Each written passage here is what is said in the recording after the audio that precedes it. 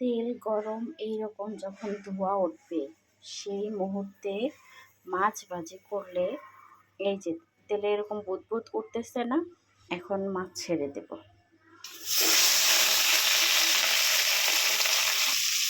এইরকম একটু একটু তেলে মাছ ভাজি করলে কড়াইতে মাছ লেগেও যায় না এবং মাছ ভাঙেও না। আমি একটু পর আবার দেখাচ্ছি।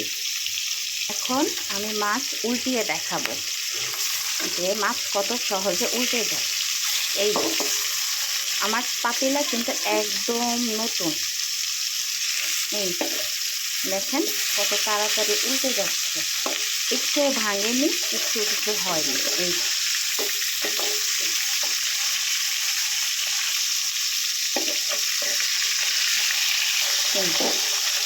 একদম নতুন পরিষ্কার কড়াই, কিন্তু নিয়ম হচ্ছে